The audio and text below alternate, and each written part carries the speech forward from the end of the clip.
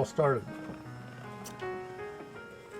Well, it started because I had Lyme disease twice, years ago. And I took the medication 4 times.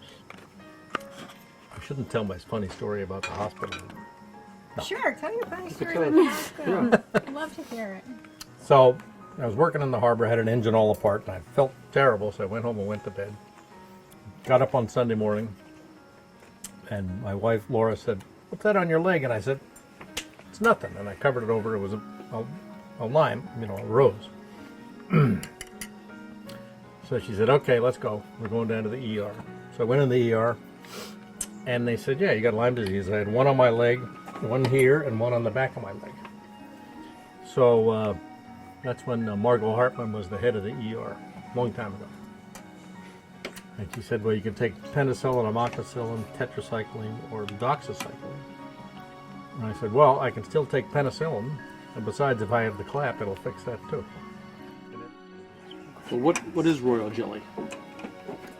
This thing is still running? Yep.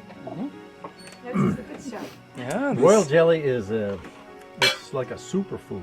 I take royal jelly every day. That's what makes me look like I'm 35 when I'm really 75. Yeah. Please don't tell me you're actually 75. You get any extra? Yeah. And royal jelly is produced when the queen lays an egg. It's an egg for 3 days, and it's like a little white thread standing up in the bottom of the cell. And so the first day it's standing straight up. The second day it's like at a 45. And the third day it lays down, and then after the third day it emerges or hatches into a larva. And a larva looks like a little croissant in the bottom of a cell.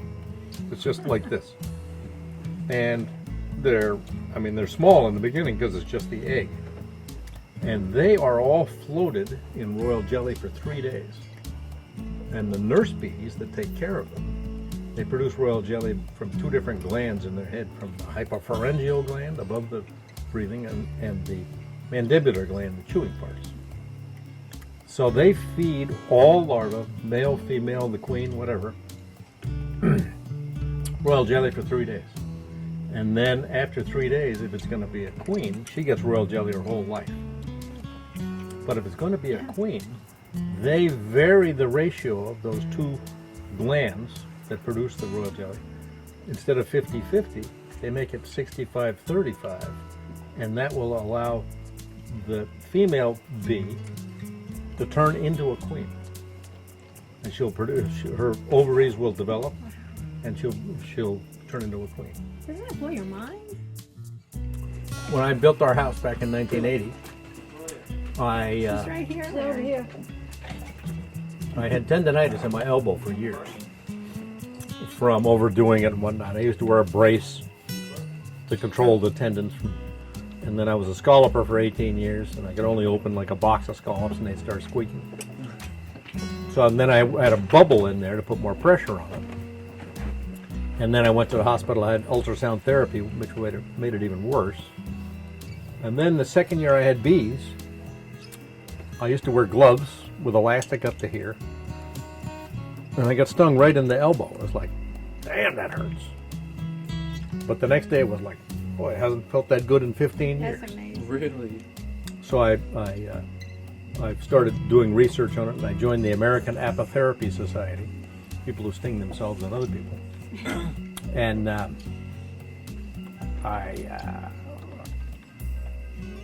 As a therapist. I cured myself. I have people that come out, I sting them for arthritis, tendonitis, bursitis, for Lyme disease. That's crazy. There was an article in their newsletter about 7-8 years ago about one of the ingredients in bee venom is melatonin. And the melatonin kills the Lyme spirochete. And I'm in the generator business, and I'm crawling around the bushes all the time. And 2 years ago, the Cape and the islands, all the towns, could send 100 ticks up to UMass and Amherst and have them analyzed for free. There was a grant. And in this town, we sent 35 ticks up there, which is stupid. This town we should have sent 400 ticks up there. as bad as Lyme disease is here. So that year I got 16 tick bites. Holy crap. I'm crawling around the bushes working on generators. You know, that's what happens. Yeah. So I pull off the tick, and then I would sting myself 3 times wherever the tick bit me. And I had them all analyzed. I was half of the study on Nantucket. 16 ticks, they only sent 35. It's the health department, chicken shit.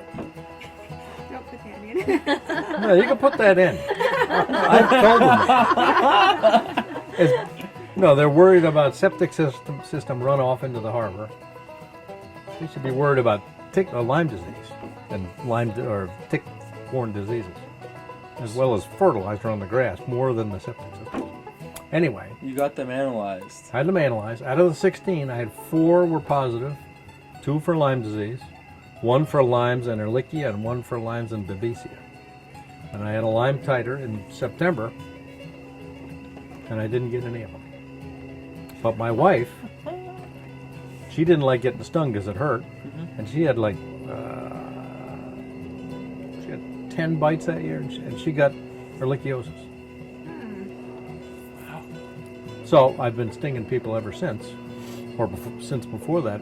But some people come out, you know, I had a guy with a tick bite on the side of his cheek, on his butt.